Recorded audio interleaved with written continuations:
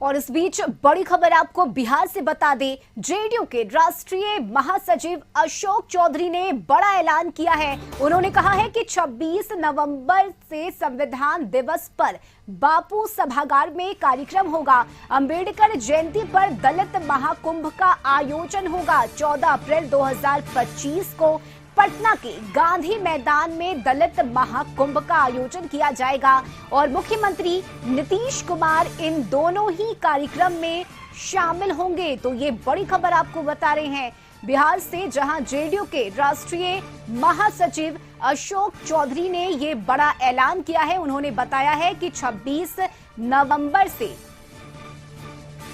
संविधान दिवस पर बापू सभागार में कार्यक्रम होगा।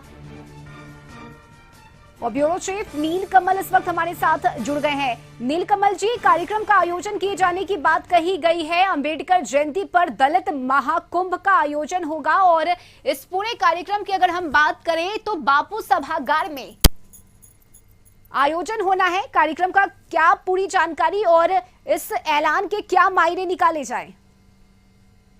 बिल्कुल, देखिए, दलित महाकुंभ का जो आयोजन हो रहा है और संविधान दिवस मनाया जाएगा 26 नवंबर को, तो प्रधानमंत्री नरेंद्र मोदी ने संविधान दिवस मनाने की शुरुआत की थी। संविधान दिवस जो अब जो है वो जो भीम सांसद है उनकी ओर से भी 26 नवंबर को संविधान दिवस मनाया जाएगा। और इसके बाद 14 अप्रैल को, जैसा कि अशोक चौधरी जी ने कहा कि 14 अप्रैल को जिस दिन अम्बेडकर जी की जयंती है उस दिन जो वो दलित महाकुंभ का आयोजन किया जाएगा। महाकुंभ यानी दलितों की पूरी एक जमात को खड़ा करके शक्ति परीक्षण अगर इसे कहा जाए तो अपने ओर से वो शक्ति प्रदर्शन करना चाहते हैं अशोक चौधरी। क्योंकि यहाँ पर दलितों के नेता कौन होंगे, अब इसकी लड़ाई एक प्रकार से कहें तो छिड़ चुकी है।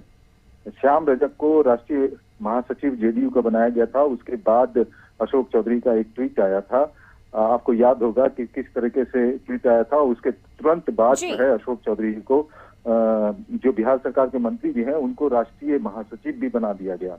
अब दलितों का नेता कौन है, तो इसे लेकर के बहुत ज्यादा अब मुखर हो चुके हैं अशोक चौधरी जो बिहार सरकार के मंत्री भी हैं। तो इसलिए वो संविधान दिवस मना करके ये एक कोशिश करेंगे कि दलितों के सबसे बड़े हितैषी वो हैं बिहार में।